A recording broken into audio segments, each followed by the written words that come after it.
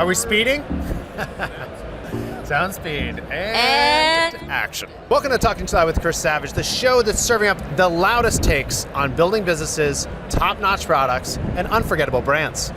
Today I'm here with Kate DiLeo, founder of the Brand Trifecta. What's up? How are you? I'm great. How are you? I'm great. I'm excited to be here. Yeah, you are. We were already going and we're like, why are we not recording yet? We should have been recording. This is gold. We're going to go deep on brand, Yeah. but first I have to ask you the question, what's got you talking too loud? Mixed tapes. Do you remember the days where you would like wait in front of the radio for like the song to come on? Yeah. And you'd be like 3, 2, 1 and record, and then you would record like that favorite song. Oh, I mean, and that excitement of getting a song your friends didn't have yet. 100%. What were you recording? What was your best get? Backstreet Boys. I was a closet Backstreet Boys fan through 8th grade, and Just through 8th. That's pretty good. fine. That's pretty good. You know, and then we transitioned. It's okay. It's fine. But they're kind of back, right? Sadly. Sadly? Sadly, I don't feel it's on brand for me in my almost 40 years now. No, not quite. No. Well, okay. I mean, they did build a lasting brand, though. I mean, They we did. still remember They them. did. They're here. Yeah. And let's talk about brand. So Let's do it. You've coined the Brand Trifecta Yeah. as a method of crafting powerful brands. Mm-hmm. What's one common mistake you see businesses making when it comes to building their brand?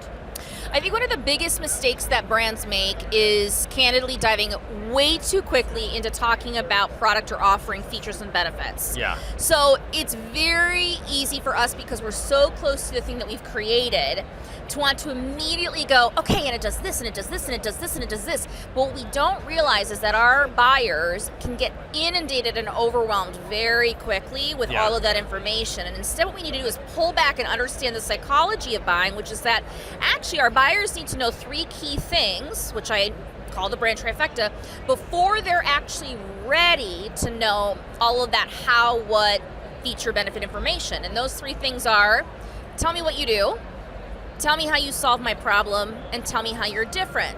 Yeah. And it's only once they know those things in the first 30 seconds that then they're going to go, oh my gosh, now that makes sense. Now I'm ready to dig in deeper with you.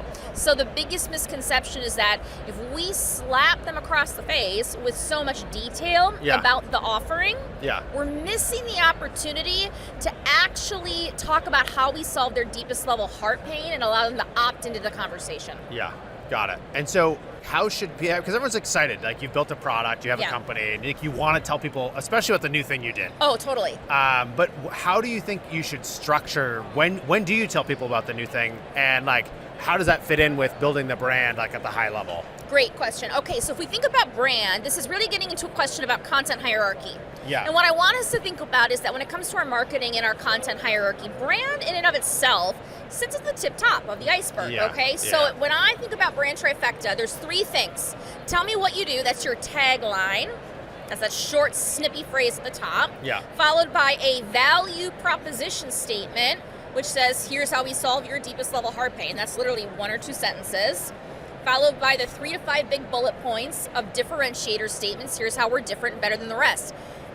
Then come product features and benefits, and then pricing. So just after those 3 things, does it need to get buried after blogs and case studies and white papers? No, I think that people are logically ready to know that how, what information after you address those other 3 pieces. But you have to allow them to self-select in and be ready for it, and give them that 30 seconds of momentum to want to go to the next step. And also you're saying is like, if you're only leading with the features and the details, like it's not going to break through.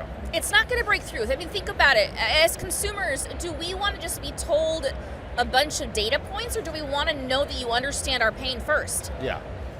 Pure and simple. Yeah, totally. And I think also with like subscription services, it's also like that high level brand message can give an indication of where are you going to go, what do you stand for? And like actually when you're signing up for a lot of modern products today, like the product, you're signing up for a product that is going to change and is going to evolve. It's going to evolve with you. Exactly. So I think that it makes the brand even more important. It's kind of counterintuitive because it's like you think B2B, how much does brand matter?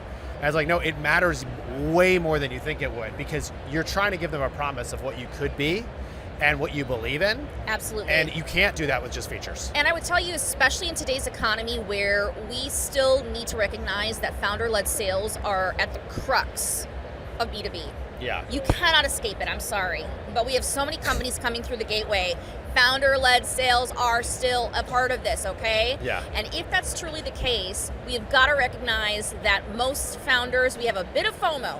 We're so close to it. But Kate, if I don't tell them all the amazing things of this, and it does this, and it does this, and oh my God, then they're not going to see the value, and oh my God, they're not going to buy. Yeah. And one of the most important things that we have to remember with brand is that we cannot lead from a place of desperation. Yeah. We lead from a place of invitation. And so we have to stand in our brand and really recognize that we need to actually allow people to opt in to the messaging by truly speaking to what's in it for them. Yeah. Not what we think is most important. Yes, absolutely. You don't want to get high on your own supply. Pretty much. Yeah. Okay.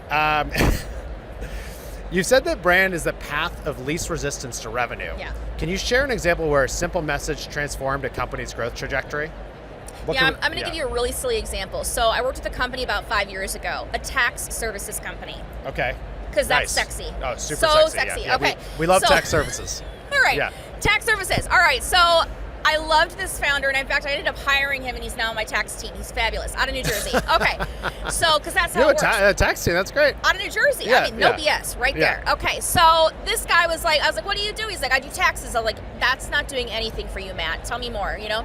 So at first he was leading with, I do taxes. And instead what we did is we transformed the message to say, we make tax compliance effortless for small businesses. Okay. Cool. I said, well, what do you mean by that? And so a value prop. Sylvie's like freaking out I know, over here. Sylvie's freaking out. Yeah. So we followed it up with a value proposition statement. What do you mean by Okay. that? Well, the reality is tax is a major priority for your business, but it should not be a major part of your day. Protect your credibility, relationships, and profits with worry-free tax consulting. Now, if you hear that message, if you listen to the language, his ICP, his ideal target audience, was going, oh, sweet Jesus, that's exactly what I'm dealing with day in and day out. Yeah. So for Matt's business, what that actually did is it shifted him to double his revenue in 18 months. Which may sound slow, but in tax services, his average client acquisition, was pretty good for him. Yeah. I have other SaaS brands that went from 6-month sales cycles to less than 60-day sales cycles by simply shifting from talking about product feature benefits into really pulling this up and moving to the Brand Trifecta model to drive revenue. Yeah, that's amazing. That's awesome. Yeah. It's great to have those examples. Many brands get caught up in overcomplicated storytelling. What's your advice for cutting through the noise and creating a brand message that truly sticks? I think what we need to remember with storytelling first and foremost is, well, it's a great concept. Donald Miller came out with Story Brand 10 plus years ago. Fantastic book. The precipice was this: make the customer the heart of the journey, right? Make it about them. However, we went rogue with that. Nobody told us how to write the damn story, so we made it all about us. Here's the issue with storytelling. At the end of the day, storytelling can feel like a one-way monologue. You have one person talking and one person listening. Great brand actually creates a conversation that converts. Yeah. It is a layer of sentences and statements that when somebody reads them or sees them or hears them, it allows the person to actually ask the question, really, what do you mean by that? Hang on, what does that mean for me? Tell me more about that. And what happens is you're pulling somebody in actively into the language to create a conversation. That's the difference between passive storytelling, where somebody has to sit back and kind of listen and understand, versus I'm getting pulled into this situation and I feel like I'm a part of this and you're actually answering my deepest heart pain. Yeah. You need them to be a part of the story. That's exactly right. Yeah. That also, I feel like that's so classic of like, back to high in your own supply thing. It's like, my stuff's great. And it's like, I don't care. Like, what does it mean for me? Like, how do you, but like, if it's like, I can change who you are in some way. Yes. And you have the agency to like sign up for my product or use my service or change something, then like it flips around where it's like, don't pay attention because it's us, pay attention to like how you can change.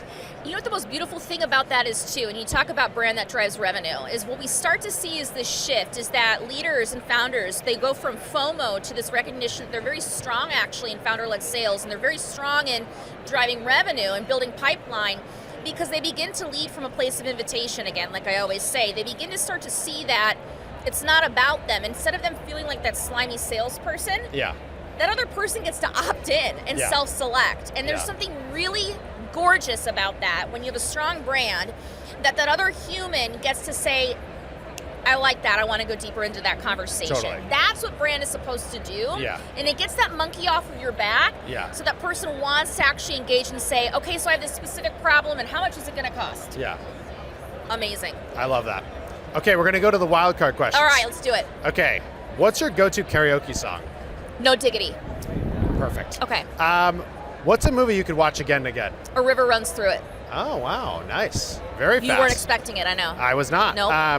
What's the best book you've read this year? Oh my God, I don't read books. Great answer. I really don't. Yeah, that's fine. I don't have time for that. I have a child. Good. Okay, good answer. I play Sudoku. Date, marry, kill with social media platforms. TikTok, YouTube, Instagram. Date, marry, kill. Who would you date? Who would you kill? Who would you marry? I don't go on platforms unless there's an actual purpose. I don't like them all. Okay, great. Yeah. Who's your brand crush right now? Ilana Mar. Oh, yeah. Okay. The rugby player? Yeah, she's amazing. Yeah, incredible. Fabulous. She's really translated from like this. She's way beyond the Olympics now. She's a beast. Yeah, it's so cool. Yeah. Kate, thank you so much. Thank you. This was really fun. Let's make some mixtapes sometime. Okay, sounds great. Deal. And where can people connect with you if they want to follow along and learn more? The one social media platform I do show up, which is LinkedIn, or you can check out my website, which is katedileo.com. Amazing. Thank you. Yeah, cheers.